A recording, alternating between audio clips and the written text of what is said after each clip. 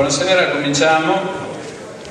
Allora, il convegno di questa sera si intitola Tutela e potenziamento delle istituzioni e dei servizi del Porto Gruarese. Dico la verità che qualcuno avrebbe preferito chiamarlo in maniera molto più drammatica Salviamo il Porto Gruarese, e poi si è preferito questa dizione un po' più diplomatica. Luigi Villotta.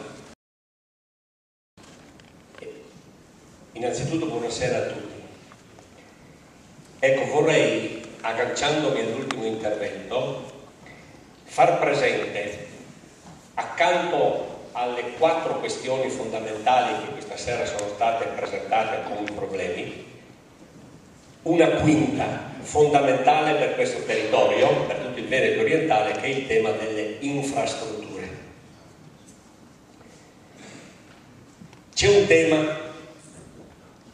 Oggi la Regione del Veneto e il Comune di Portogruaro stanno investendo nell'area per fosfati e della vecchia stazione ferroviaria milioni e milioni di euro su un progetto che riguarda la collocazione dell'interscambio gomma-rotaia, quindi la nuova stazione degli autobus si sta costruendo in questi giorni e i lavori sono in corso presso la stazione ferroviaria, perché un domani da Francoforte per arrivare a Bibione si farà un unico biglietto, si scende al Marco Polo, ci sarà la metropolitana di superficie SFMR che arriverà all'aeroporto e arriverà a Portogruaro.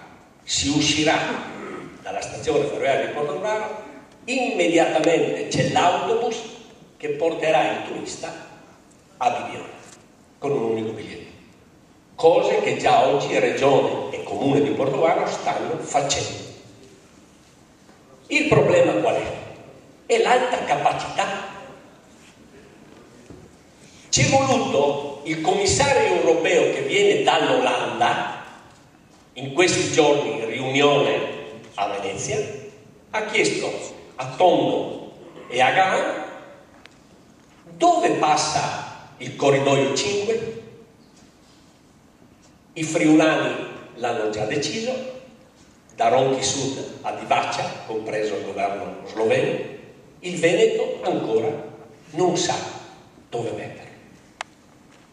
Capisco che il problema è importante ed un problema grosso, ma mi pongo una domanda. Giornali di ieri o l'altro ieri: si rientrerà lungo la A4 a est di Portogruaro. A est di Portogruaro significa verso Trieste. La domanda è: l'alta capacità o alta velocità che collegherà l'aeroporto di Ronchi all'aeroporto di Tessera e che poi arriverà da Kiev a Lisbona, significherà che se si dovesse passare a est di Portogruaro, la fermata dell'alta velocità a Portogruaro non si farà più. Cosa significa? Tutti gli investimenti che stiamo facendo oggi, sapete quale sarà il numero di parcheggi utilizzati fuori dall'attuale stazione di Portogruaro? Saranno 800.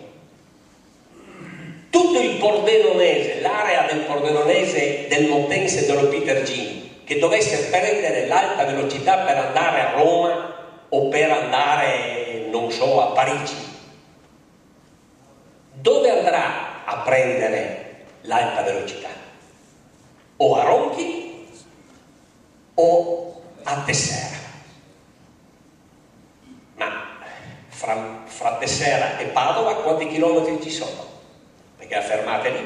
Perché non pensare ad una opportunità non per Portogruaro campanile, ma per tutto il territorio, anche della bassa friulana, di godere di un'opportunità importante, visto che Portogruaro ha un nodo ferroviario e visto che si farà anche il casello di Alvisopoli, ci sarà la strada che va a Bibione, resterà aperto il problema della Portogruaro-Carpi.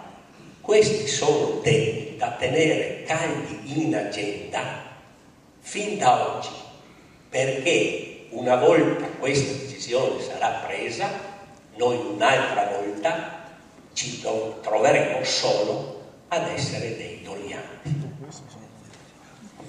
Grazie.